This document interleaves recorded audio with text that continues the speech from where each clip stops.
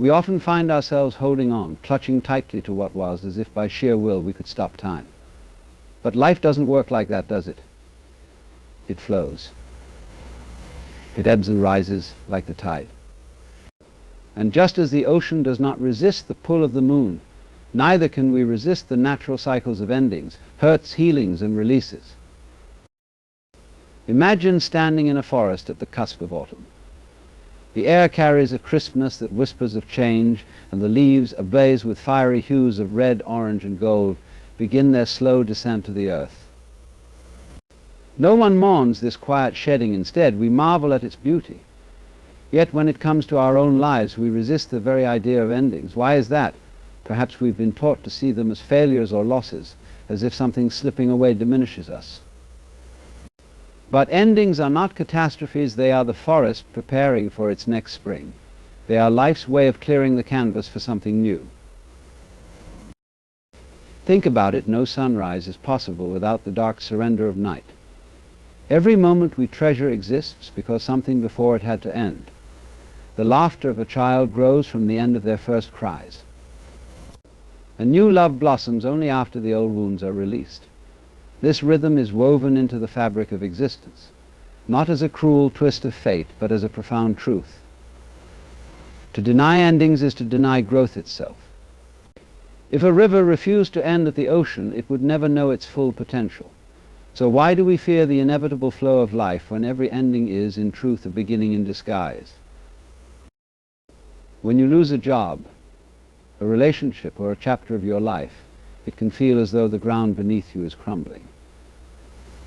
But have you ever noticed how wildflowers burst forth after a forest fire? Endings often seem destructive, but they hold within them the seeds of renewal. To cling to what is already gone is to clutch at shadows. It is in letting go of the burnt remnants that we make space for life to grow back, brighter and more resilient than before. The ending is not the death of the forest, it is the soil growing fertile once again. There's an elegance to endings that we often miss in our rush to avoid them. Look at the stars above, how they burn out after billions of years, scattering their dust across the cosmos. That dust becomes the building blocks of new stars, planets, and even life itself. Your own body is made of such stardust, born from endings so ancient and vast they defy comprehension. If the universe itself thrives on the beauty of endings, who are we to resist them? Every chapter that closes in your life is not the end of the book, but the turning of a page. And yet we cling, we grasp at memories, relationships, or roles, hoping to freeze time as though permanence is the key to happiness. But permanence is an illusion. Look at the ocean waves, they never hold still, yet their movement is mesmerizing. It is their ebb and flow that makes them alive. Life, too, is alive in its transience. Endings are not mistakes or punishments, they are invitations. Invitations to let go of what no longer serves you and to step forward into the unknown, where growth awaits. So, as you stand on the precipice of an ending, remember this is not the enemy. It's the quiet hand of life, gently guiding you toward what comes next. The forest does not cry for its fallen leaves, it trusts that they will return in their own time, in their own way. Endings are not voids but transitions, and transitions are where the magic of life unfolds. Let the leaves fall and see how the tree begins to breathe anew. There's a strange intimacy to pain, isn't there? It arrives uninvited, sharp and unrelenting, demanding your attention in a way that few things can. You can try to turn away, to bury it beneath distractions, but pain has a way of finding you whispering, "I'm still here." And perhaps that's its purpose. Pain awakens you, calls you to be present, to feel the raw edges of your existence.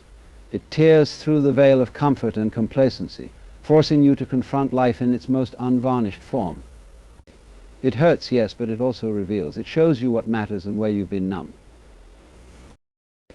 Imagine touching a flame. The burn is immediate, electric, impossible to ignore. But it's also a teacher. It tells you where your boundaries lie, where you must tread carefully. Emotional pain works much the same way.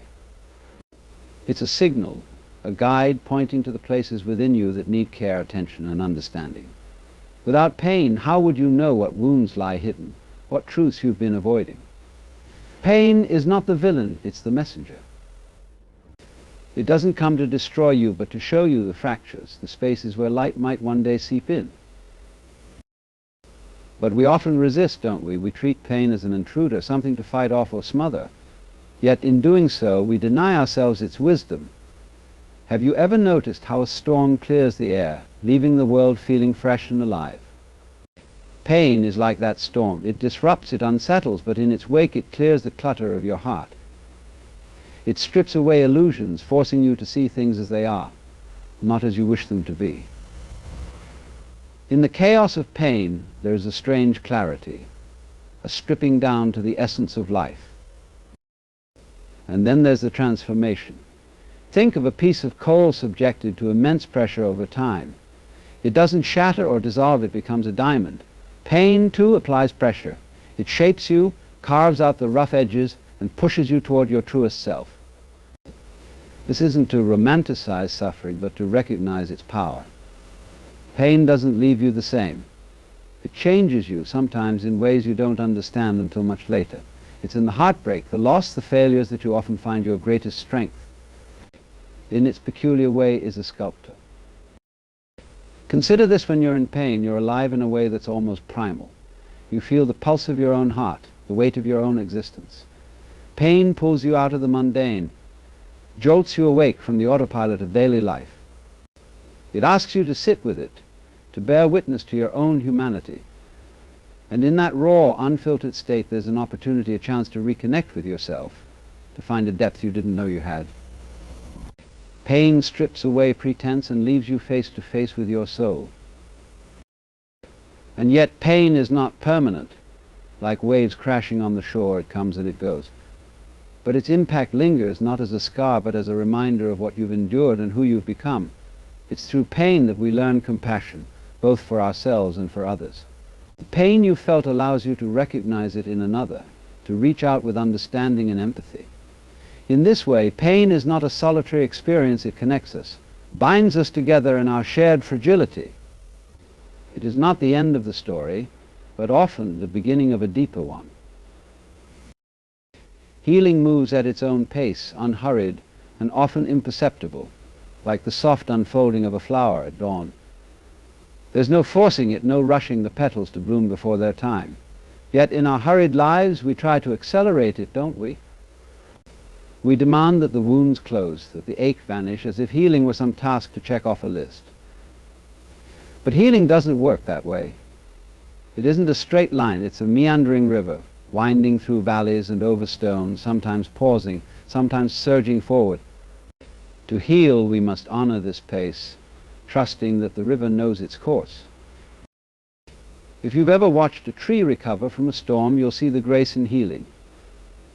A broken branch doesn't mend overnight, but the tree doesn't resist its process. Slowly the sap flows to the wound, the bark thickens, and new growth begins.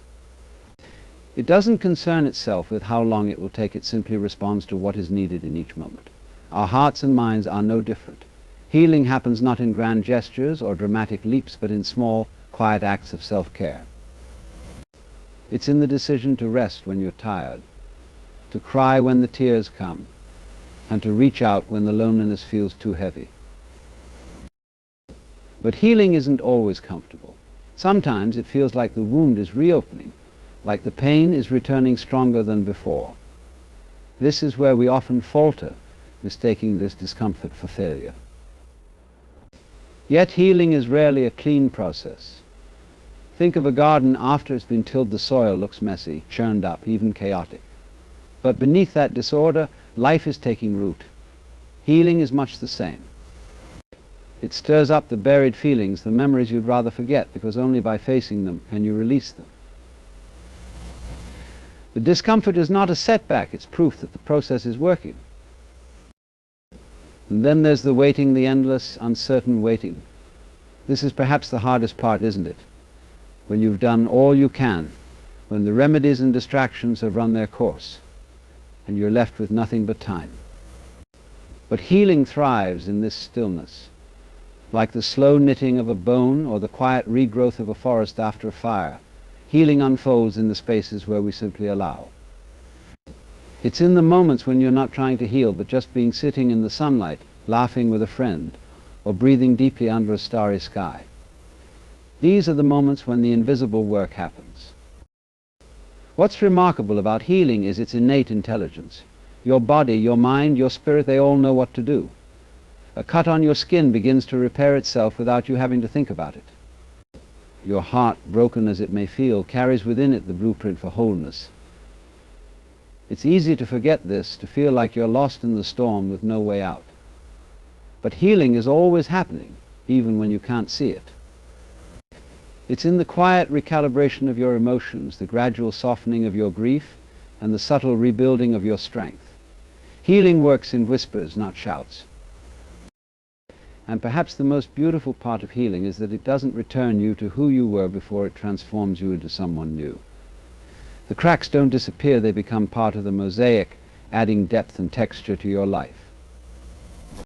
Like a scar that tells a story, healing leaves its mark, but not as a reminder of pain. Instead, it speaks of resilience, of the battles you faced and the courage it took to endure. Healing isn't about erasing the hurt, it's about growing around it, above it, and through it, until it becomes a part of the rich, complex tapestry that is you.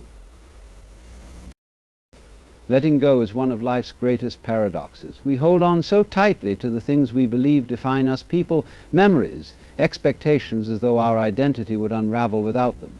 But have you ever tried to clutch a handful of water? The tighter your grip, the faster it slips away. Life is much the same.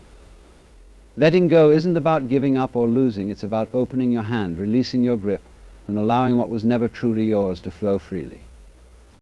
And in that act, you discover something unexpected. The immense weight that you've been carrying begins to lift. There's a kind of freedom in realizing that nothing in life is truly permanent. It's a terrifying thought at first, isn't it? We crave stability, the assurance that what we love will stay. But permanence is an illusion. Look at the seasons, none linger forever. The blossoms of spring give way to summer's heat, then autumn's golden decay, and finally winter's stillness. If nature itself thrives in cycles of change, why do we resist it so fiercely? Letting go is not a betrayal of the past, it's an acknowledgement of life's natural rhythm. It's learning to dance with the ebb and flow, rather than clinging to the tide. Often, what we hold on to the hardest are the things that no longer serve us. A grudge, a failure, an unfulfilled dream, we carry these things as if they are treasures, yet they weigh us down. Imagine hiking up a mountain with a bag full of stones.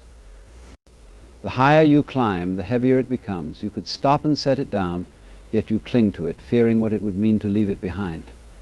But the truth is, the higher you go, the less you need. Letting go is not a loss, it's a lightening of the load, a liberation from the burdens you were never meant to bear. But letting go is not easy. It demands courage, the courage to face the unknown, to step into a space where you no longer have the comfort of familiarity, even if that familiarity was painful. Sometimes we stay in situations or mindsets that hurt us because they are predictable. To let go is to choose uncertainty, to trust that what lies ahead is worth the leap. It's like standing on the edge of a cliff, afraid to jump, not knowing if you'll fall or fly.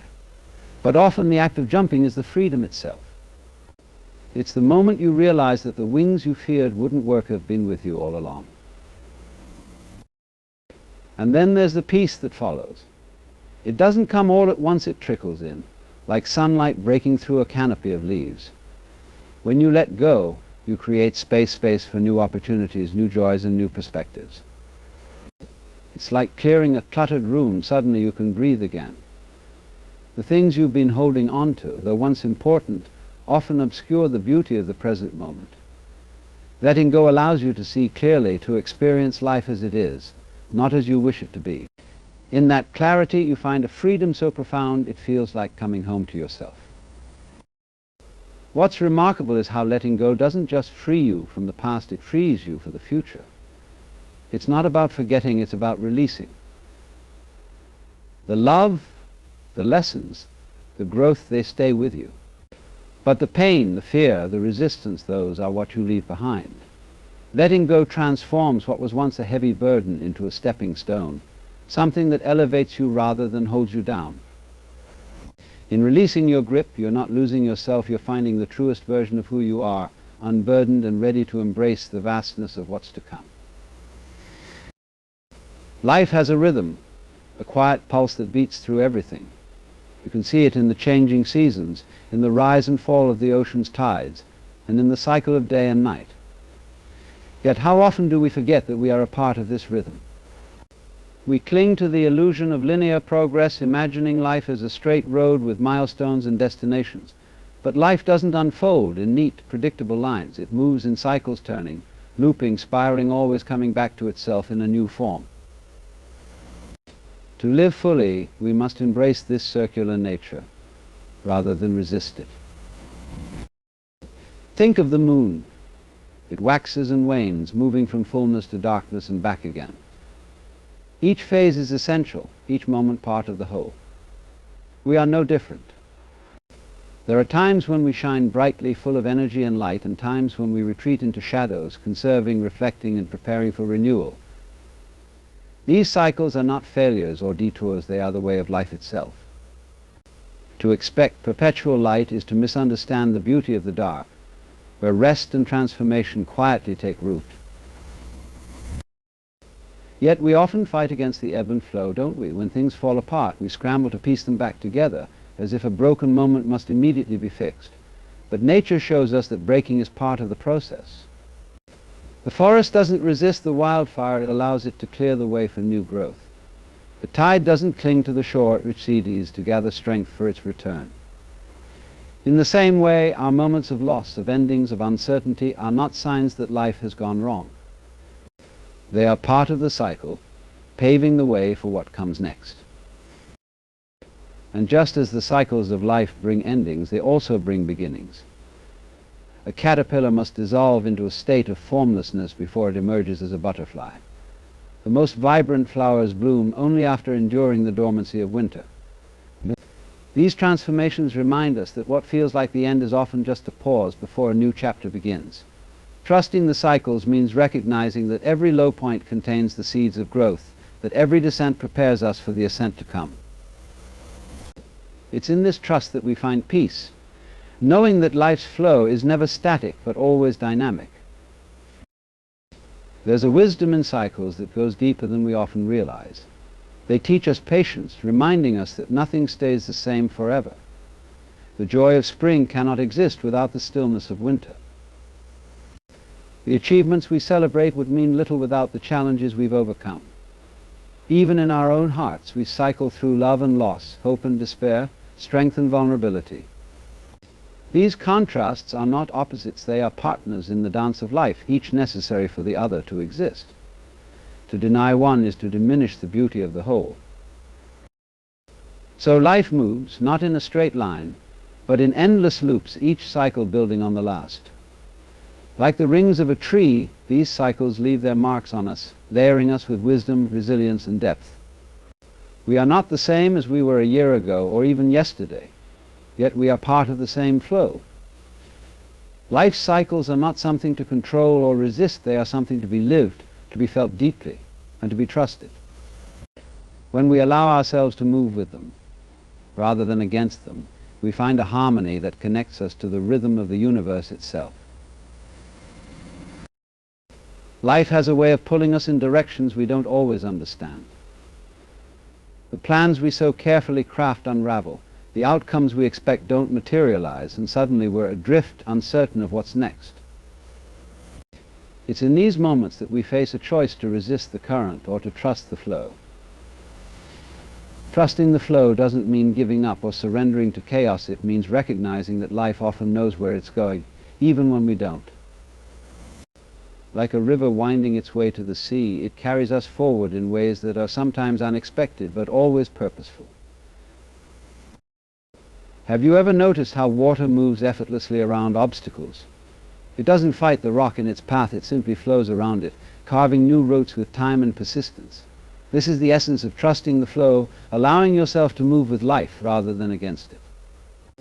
Resistance only creates friction, while acceptance opens the door to possibilities you couldn't see before. When you let go of the need to control every twist and turn, you begin to realize that the river's direction isn't random. There's a wisdom in its movement, a purpose in its path. But trusting the flow can be frightening. We're conditioned to believe that control equals security, that holding tightly to our plans and expectations will shield us from uncertainty. Yet control is an illusion. The tighter we grip, the more life slips through our fingers, like sand in a clenched fist. Trusting the flow means stepping into the unknown, allowing yourself to be vulnerable to change. It requires faith not in a specific outcome, but in the process itself. It's about believing that, even in the midst of uncertainty, you are exactly where you need to be. Consider the trees swaying in the wind. They don't resist the gusts, they bend, yielding to the force that moves them. And because they bend, they don't break. This is the gift of trusting the flow. It teaches you to be flexible, to adapt to life's changes without losing your center. Rigidity leads to cracks, but fluidity allows you to move gracefully through even the most turbulent storms. Trusting the flow doesn't mean you won't face challenges. It means you'll have the resilience to navigate them, knowing they are part of the larger journey. And there's a freedom in this trust, a lightness that comes from releasing the need to control every detail. When you stop trying to force the river, you discover the joy of simply being carried by it. You begin to notice the beauty along the way, the sunlight dancing on the water, the sound of the current, the gentle pull towards something greater. Trusting the flow allows you to be present, to experience life as it unfolds, rather than constantly worrying about what's ahead. In this presence, you find not just peace, but a deeper connection to the essence of life itself. What's remarkable is that when you trust the flow, you often find yourself exactly where you were meant to be. The river of life has a way of guiding you to places you couldn't have planned or imagined, opening doors you didn't even know existed. Trusting the flow doesn't mean abandoning your dreams or desires. It means aligning with the current, allowing it to carry you toward them in ways that are often more profound and fulfilling than you could have orchestrated on your own. It's not about giving up, it's about giving in to the wisdom of life, to the rhythm of the universe, and to the journey that is uniquely yours.